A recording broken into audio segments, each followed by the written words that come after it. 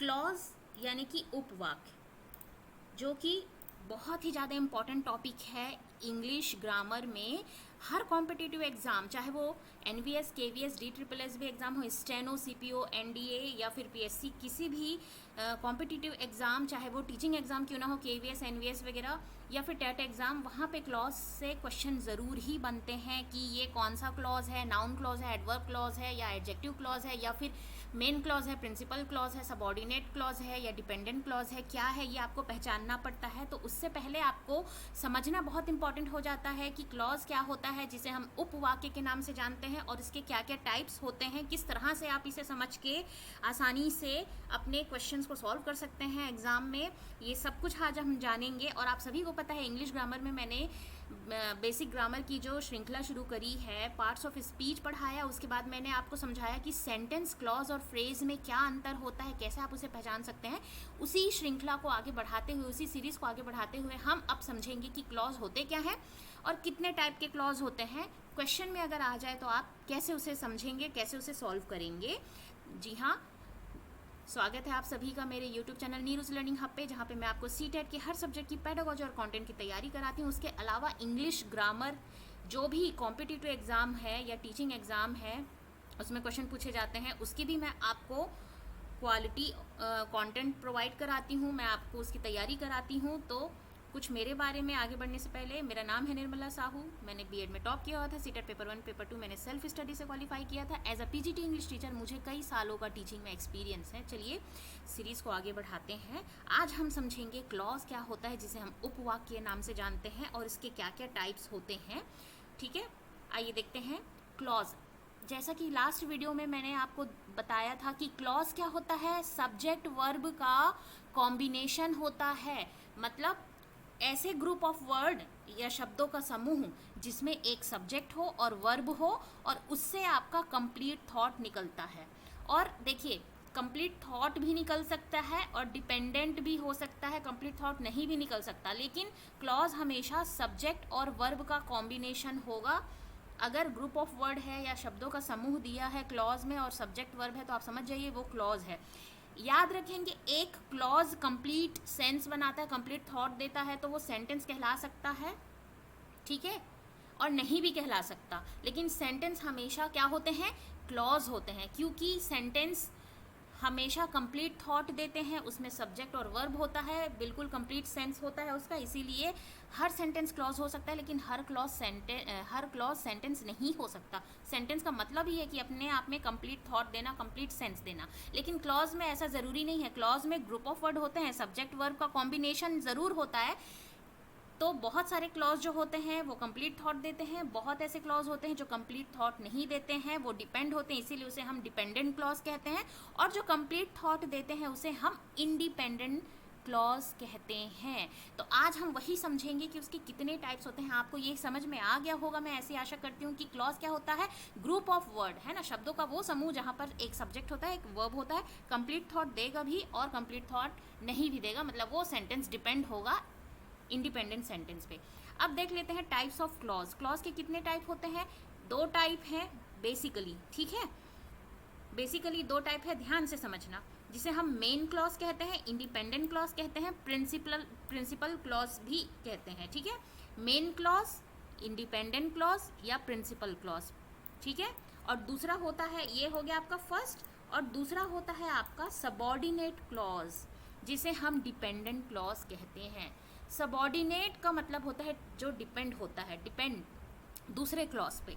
और मेन जो क्लॉज होता है इंडिपेंडेंट होता है, स्वतंत्र है, अपने आप में कंप्लीट थॉट बना रहा है, अपने आप में कंप्लीट सेंस दे रहा है, इसीलिए उसे मेन क्लॉज कहते हैं। और मेन को हम प्रिंसिपल भी कह सकते हैं, मुख्य भी कह सकते हैं, ठीक है। तो हमेशा ध्यान रखेंगे, कंफ्यूज नहीं होंगे। कभी कभी क्वेश्चन में कैसे पूछेगा, इसमें से इंडिपेंडेंट क्लॉज बताइए, या फिर प्रिंसिपल क्लॉज बोल देगा, या फिर मेन क्लॉज बोल देगा, तो बिल्कुल घबराना नहीं है कि अरे मेन क्लॉज क्या होता है, प्रिंसिपल क्लॉज तो हमने पढ़ा नहीं।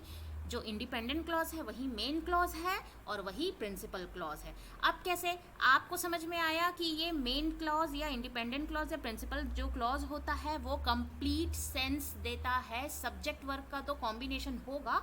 जब आप बात कहते हैं तो कंप्लीट हो जाती है, जैसे रहमान लाइक सॉन्ग। अब रहमान यहाँ पे सब्जेक्ट है ना, और हमें पता है कि सब्जेक्ट और वर्ब का कॉम्बिनेशन होता है क्लॉज।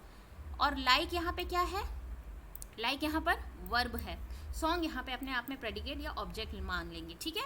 तो रहमान लाइक सॉन्ग, रहमान को क्या पसंद है, सॉन्ग पसंद है, गाने पसंद है। अगर ऐसा बोला जा रहा है तो आपको समझ में आ रहा है, क्लियर है कि हाँ कंप्लीट सेंस है और कुछ इसमें ज़रूरत नहीं है। मतलब रहमान लाइक सॉन्ग, रहमान को सॉन्ग पसंद है, तो आप समझ जाएंगे कंप्लीट सेंटेंस है, अपने आप में सेंटेंस कंप्लीट हो गया और आपको कुछ भी जानने की आवश्यकता नहीं है।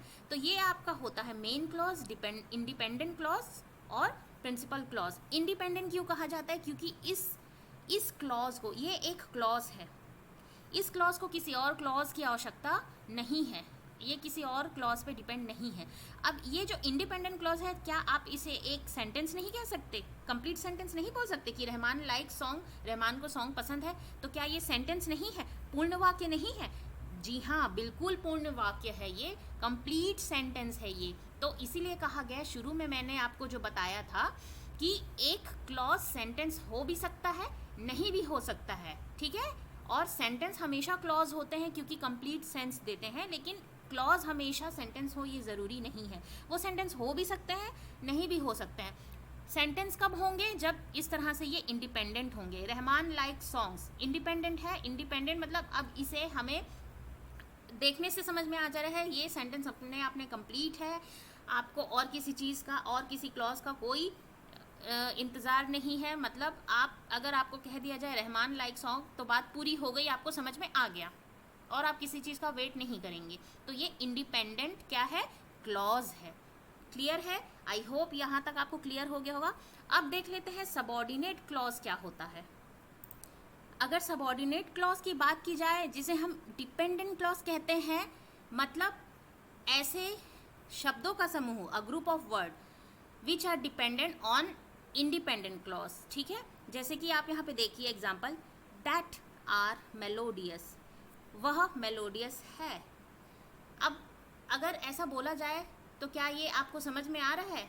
आप सोचेंगे, अगर ये बात बोली जाए कि दैट आर मेलोडियस, तो आपको लगेगा क्या, व्हाट आर मेलोडियस।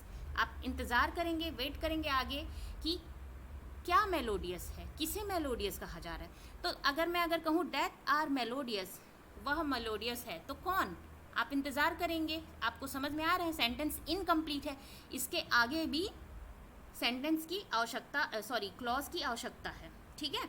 तो इस तरह से आप देख सकते हैं कि ये इनकम्प्लीट है। यहाँ पर भी सब्जेक्ट और वर्ब है, यहाँ पे देख सकते हैं आर जो है वर्ब है और दैट एक क्या है, सब्जेक्ट है। लेकिन यहाँ पर क्या हो रहा है, यहाँ पे क्या हो रहा है, दैट से स्टार्ट हो रहा है, जो कि एक क्या है, कोऑर्डिनेटर है और कंजंक्शन है, ठीक है। सबऑर्डिनेट कोऑर्डिनेट और कोऑर्डिनेट कंजंक्शन है, सबऑर्डिनेट कंजंक्शन जिसे आप कहते हैं दैट, ठीक है, वो हम आगे समझेंगे। यहाँ पे आप देख रहे हैं दैट आर मेलोडियस, तो ये क्लियर नहीं है आपको क्या मेलोडियस है। अगर हम ये दोनों सेंटेंस को मिला दें, अगर कहें Rahman like song that are melodious, तब ये कंप्लीट है। अगर सिर्फ दैट आर मेलोडियस बोलेंगे तो इनकम्प्लीट है। इसीलिए कहा गया है कि क्लॉज में वर्ब और सब्जेक्ट ज़रूर होते हैं, पर हर हमेशा वो क्या होते हैं, सेंटेंस नहीं होते हैं, क्योंकि वो ज़रूरी नहीं है कि वो कंप्लीट सेंस बनाए, स्वतंत्र हो, वो डिपेंड भी हो सकता है। तो ये यहाँ पर डिपेंडेंट क्लॉज है, ये इस इंडिपेंडेंट क्लॉज के ऊपर क्या है, डिपेंड है। अगर हम कहेंगे दैट आर मेलोडियस तो इनकम्प्लीट लगेगा, आपको लगेगा कि और भी इसके आगे कुछ होना है। और अगर हम कहते हैं Rahman like song that are melodious, तब जाके ये कंप्लीट होता है। तो ये जो मेन क्लॉज या प्रिंसिपल क्लॉज है, उसके ऊपर डिपेंड है ये सेंटेंस, इसीलिए ये होता है सबऑर्डिनेट क्लॉज। इसे कहते हैं हम डिपेंडेंट क्लॉज या फिर सबऑर्डिनेट क्लॉज। तो यहाँ तक आपको समझ में आ गया। अब इसके अंतर्गत ये जो सबऑर्डिनेट क्लॉज है या डिपेंडेंट क्लॉज है, इसके अंतर्गत आपके 3 क्लॉज आते हैं जो आपको समझने होते हैं बेसिकली, जो कि सबऑर्डिनेट कंजंक्शन या कोऑर्डिनेट कंजंक्शन के द्वारा जोड़ के बनाया जाता है, आपको समझना होता है। तो सबसे पहला होता है ये आपका नाउन क्लॉज, फिर होता है एडजेक्टिव क्लॉज और उसके बाद होता है एडवर्ब क्लॉज। तो ये जो तीनों है, नाउन क्लॉज, एडजेक्टिव क्लॉज या एडवर्ब क्लॉज, वो सबॉर्डिनेट या डिपेंडेंट क्लॉज के अंतर्गत आते हैं, क्योंकि ये सबॉर्डिनेट कंजंक्शन या कोऑर्डिनेट कंजंक्शंस वाले जो वर्ड होते हैं, कनेक्टर्स होते हैं, जॉइनिंग वर्ड्स होते हैं, उन्हें जोड़कर ये बनते हैं जो कि डिपेंडेंट होते हैं। किस पे डिपेंडेंट होते हैं? प्रिंसिपल क्लॉज, मेन क्लॉज, या फिर जिसे आप इंडिपेंडेंट क्लॉज कहते हैं। आई होप यहाँ तक आपको क्लियर है। नेक्स्ट हम आगे देखते हैं। हम थोड़ा सा और देख लेते हैं कि डिपेंडेंट क्लॉज कैसे होते हैं, इंडिपेंडेंट क्लॉज के क्या एग्जाम्पल हैं। इंडिपेंडेंट क्लॉज की अगर बात की जाए, I am going out for a run. I क्या है यहाँ पर? सब्जेक्ट। एम गोइंग क्या है यहाँ पर? वर्ब।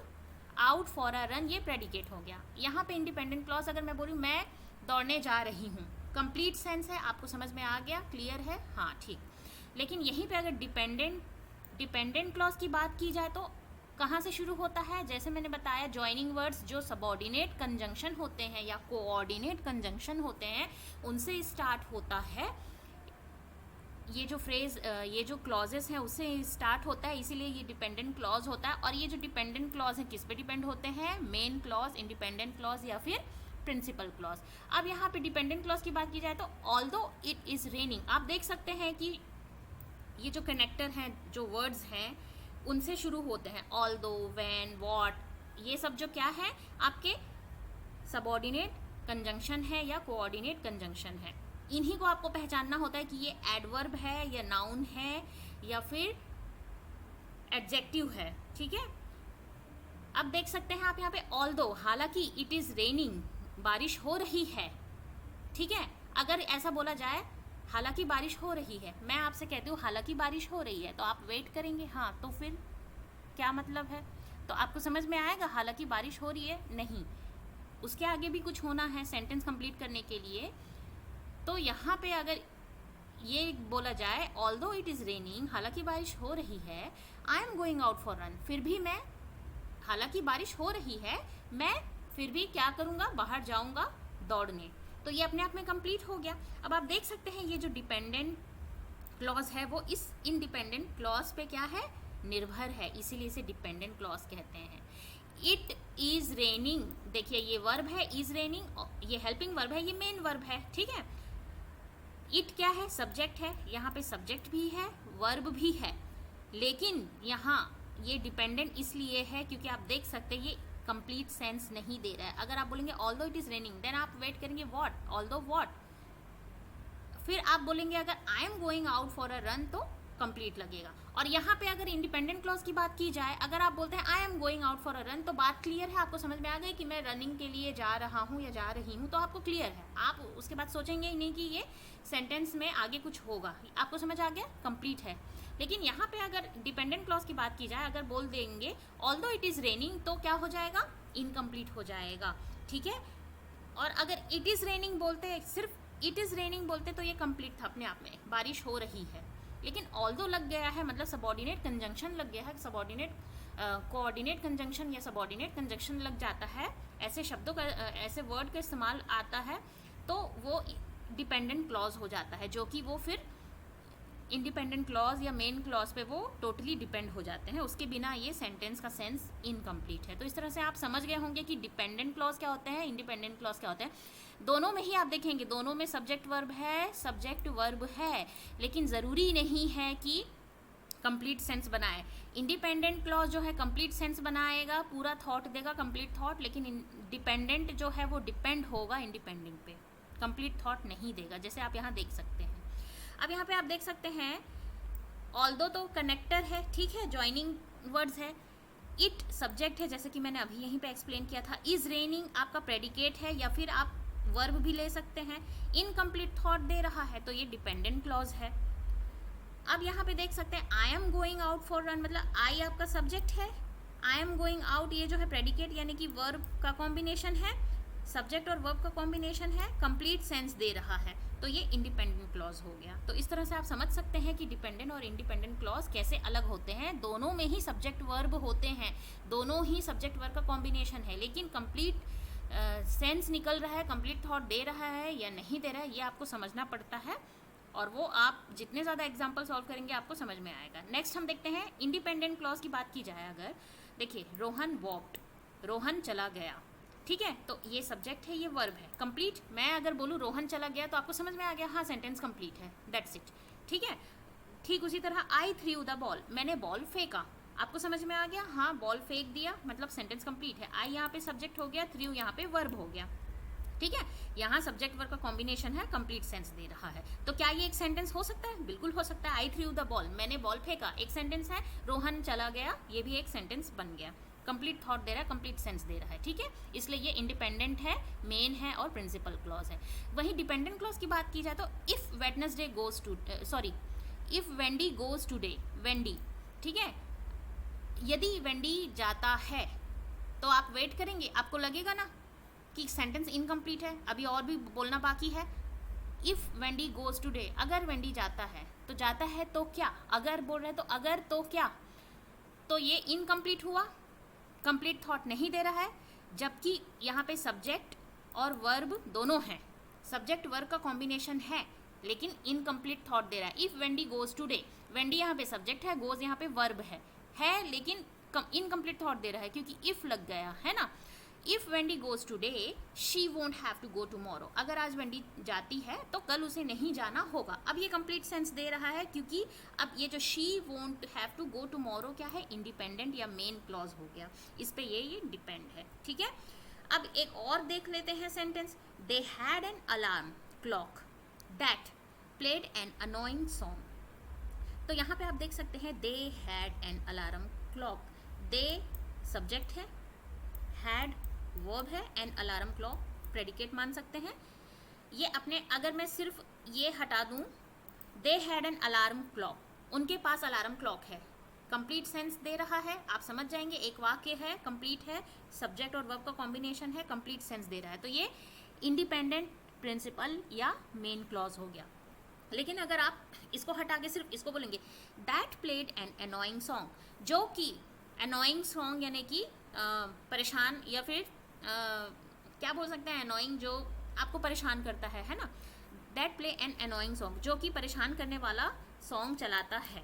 तो कौन चलाता है, दैट बोल रहे हैं तो आपको लगेगा ना that play an annoying song, who. तो यहाँ पे हु किसको डिफाइन कर रहा है, इस क्लॉक को। लेकिन ये जॉइनिंग वर्ड्स या सबऑर्डिनेट कंजंक्शन से जुड़ा ये वर्ड जो है दैट, यहाँ पे अगर लग गया है तो ये इनकम्प्लीट हो गया, सेंस इनकम्प्लीट है। यहाँ पर भी दैट प्लेड, यहाँ पे भी वर्ब है, सब्जेक्ट है ना, लेकिन इनकम्प्लीट है, सेंस नहीं निकल रहा है। तो ये क्या हो गया आपका, डिपेंडेंट हो गया या फिर सबऑर्डिनेट क्लॉज हो गया, सबऑर्डिनेट या डिपेंडेंट क्लॉज। और ये यहाँ पे मेन क्लॉज हो गया, प्रिंसिपल क्लॉज हो गया।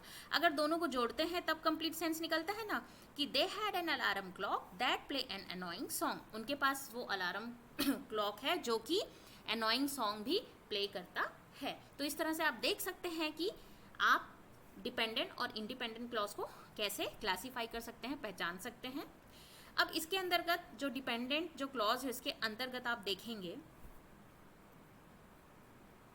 डिपेंडेंट जो क्लॉज है, मेन क्लॉज, इंडिपेंडेंट क्लॉज या प्रिंसिपल क्लॉज, तो अपने आप में कंप्लीट सेंस होता है, इसीलिए उसे कोई भी सबऑर्डिनेट क्लॉज या कोऑर्डिनेट कंजंक्शन की सबऑर्डिनेट कंजंक्शन या कोऑर्डिनेट कंजंक्शन की ज़रूरत नहीं पड़ती। लेकिन सबऑर्डिनेट जो क्लॉज होते हैं या डिपेंडेंट क्लॉज होते हैं, उसके अंतर्गत नाउन क्लॉज आता है, एडजेक्टिव क्लॉज होता है, एडवर्ब क्लॉज होता है, जो कि एक सबऑर्डिनेट कंजंक्शन या कोऑर्डिनेट कंजंक्शन से जुड़ के बनता है। और उन्हीं में से आपको पहचानना पड़ता है कि ये, उन्हीं वर्ड को देख के पहचानना पड़ता है कि ये नाउन क्लॉज है या एडजेक्टिव क्लॉज है या एडवर्ब क्लॉज है। कुछ एग्जाम्पल हम देखते हैं आगे। जैसे ये नाउन क्लॉज की बात की जाए तो नाउन क्लॉज के कौन कौन से सबऑर्डिनेट या कोऑर्डिनेट कंजंक्शन है, what, where, why, how, where, when, who, whom, which, whose, whether, that, if। जो भी डिपेंडेंट क्लॉज के आगे मतलब कि लगता है, ये सब कंजंक्शन या कोऑर्डिनेटर्स जो लगते हैं उसे आप नाउन क्लॉज के नाम से जानते हैं। जैसे एग्जाम्पल देख लेते हैं, द जूरी बिलीव्ड, जूरी क्या कर रही है, विश्वास रखती है, that the man was guilty. अब यहाँ पे ऐसे, यहाँ पे हटा दे, ये डिपेंडेंट है। द जूरी बिलीव, तो जूरी ने बिलीव किया, ये तो कंप्लीट सेंटेंस है। That the man was guilty, कि वह आदमी गिल्टी है, कि वह आदमी गिल्टी है अगर सिर्फ कह रहे हैं तो इनकम्प्लीट सेंस बन रहा है, मतलब ये डिपेंडेंट है। अब ये जो डिपेंडेंट जो क्लॉज है वो that the man was guilty, इससे बन रहा है। यहाँ पे आप देख सकते हैं दैट, अगर ये जो अगर अंडरलाइन जो वर्ड है ऐसे क्वेश्चन में दे देगा कि ये अंडरलाइन जो वर्ड है that the man was guilty कौन सा क्लॉज है, आपको पहचानना है। तो आपको पहचानना पड़ेगा, उसके लिए आपको ये जो कनेक्टर्स जो होते हैं, ये जो जॉइनिंग वर्ड्स होते हैं जिसे हम को सबऑर्डिनेट कंजंक्शन या कोऑर्डिनेट कंजंक्शन कहते हैं, इसे आपको समझना पड़ेगा कि नाउन में कौन से कनेक्टर्स लगते हैं और उसमें एडजेक्टिव में कौन से सबऑर्डिनेट कंजंक्शन लगते हैं, कौन से एडवर्ब में लगते हैं। तो यहाँ पे आप देख सकते हैं what, where, why, how, when, who, whom, which, whose, weather, that, इनमें से कोई भी वर्ड आते हैं अगर सबऑर्डिनेट क्लॉज के पहले, वो आपका नाउन क्लॉज होता है। तो ये आपका नाउन क्लॉज है, दैट आ रहा है। ठीक उसी तरह एडजेक्टिव, मतलब ये जो है नाउन का काम करते हैं, नाउन क्लॉज में ये नाउन का काम करते हैं। नाउन कैसे, जूरी के बारे में बता रहा है, किसके बारे में बता रहा है, जूरी एक नाउन है ना, कॉमन नाउन है, उसके बारे में बता रहा है कि द मैन वॉज गिल्टी, इसलिए ये नाउन क्लॉज है। अब देखते हैं एडजेक्टिव क्लॉज। एडजेक्टिव क्लॉज किससे जुड़ते हैं, who, whom, which, whose, that, where and when, इसे हम रिलेटिव नाउन भी कहते हैं। ठीक है, एडजेक्टिव जो क्लॉजेस होते हैं, रिलेटिव जो वर्ड्स होते हैं ना, उनसे उसे जोड़ के बनाया जाता है, जैसे who, whom, which, whose, that, were, when. अब एग्जाम्पल अगर आप देखते हैं तो एडजेक्टिव क्लॉजेस भी एडजेक्टिव विशेषता बताता है, किसकी विशेषता, नाउन की, है ना। अब यहाँ पे आप देखिए, I know the girl who won the prize, I know the girl, अगर बोल रहे हैं मैं उस लड़की को जानता हूँ, कंप्लीट सेंस है, लेकिन ये डिपेंडेंट जो क्लॉज है, who won the prize, who won the prize, किसने प्राइज जीता, तो भाई ये लड़की के बारे में बता रहा है, नाउन के बारे में बता रहा है। हु वॉन द प्राइज जो है एडजेक्टिव क्लॉज किसके बारे में बता रहा है, गर्ल के बारे में। Who won the prize, the girl, है ना, और ये उस लड़की को जानता है, I know the girl who won the prize, तो ये एडजेक्टिव क्लॉज हो गया। ठीक उसी तरह से एडवर्ब क्लॉज जो है एडवर्ब का काम करता है। एडवर्ब क्या होता है, किसी भी वर्ब एडजेक्टिव को क्या करता है, डिफाइन करता है। तो इसमें कौन कौन से वर्ड्स आते हैं, when, before, after, until, since, as soon as, where, wherever, because, as, since, although, even though, so that, such, that, if, unless, ये क्या है, इसके सबऑर्डिनेट कंजंक्शंस हैं। जो भी मतलब इनमें से जो भी वर्ड इसके सामने आ जाता है तो ये एडवर्ब क्लॉज कहलाता है। जैसे कि before I die I want to see Venice, देखिए ये मरने से पहले मैं वेनिस देखना चाहता हूँ। ठीक है, अब बिफोर आई डाई एक सेंटेंस है, मरने से पहले इनकम्प्लीट लगेगा, I want to see Venice अपने आप में कंप्लीट है, लेकिन यहाँ पे बिफोर पहले आ गया है। एडवर्ब क्लॉज जो है पहले भी आता है, बाद में भी आता है। यहाँ पे आप देख सकते हैं ये बिफोर जो वर्ड है आया बिफोर आई डाई। अगर बिफोर आई डाई बोलेंगे तो आप वेट करेंगे, सेंटेंस इनकम्प्लीट आपको समझ में आएगा। Before I die what, I want to see the Venice, ये इंडिपेंडेंट सेंटेंस है। तो ये जो कनेक्टर्स होते हैं ना, पहले भी आ जाते हैं, बीच में आते हैं। ठीक है, ठीक है, तो इस तरह से बीच में भी आ जाते हैं, पहले भी आ सकते हैं, कोई ज़रूरी नहीं है, बट आपको समझना पड़ेगा इन शब्दों को, इन वर्ड्स को आपको दिमाग में रखते हुए कि ये नाउन क्लॉज में लगता है, ये एडजेक्टिव क्लॉज में लगता है, ये एडवर्ब क्लॉज में लगता है। आपको समझ में आएगा और आप उसको सॉल्व कर पाएंगे।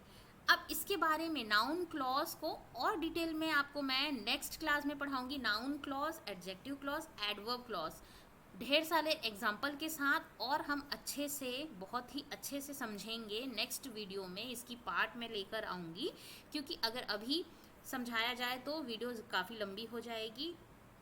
नेक्स्ट क्लास में इसकी डिटेल वीडियो बनेगी कि नाउन क्लॉज कैसे पहचानेंगे, क्या होता है, कौन कौन से वर्ड से वो ज्वाइन करते हैं, कैसे सबऑर्डिनेट कंजंक्शन और कोऑर्डिनेट कंजंक्शन जोड़ के उसे सेंटेंस में बना जाता है, और आप उसे कैसे पहचान पाएंगे कि ये नाउन क्लॉज है, एडजेक्टिव क्लॉज है या एडवर्ब क्लॉज है। तो इसकी नेक्स्ट वीडियो में डिटेल जो वीडियो है वो हम लेकर आएंगे। तब तक के लिए ये पढ़ते रहिए, आगे बढ़ते रहिए। Thanks for watching. अगर वीडियो यूज़फुल लगी हो, हेल्पफुल लगी हो तो लाइक, शेयर, सब्सक्राइब ज़रूर कीजिएगा। Thank you.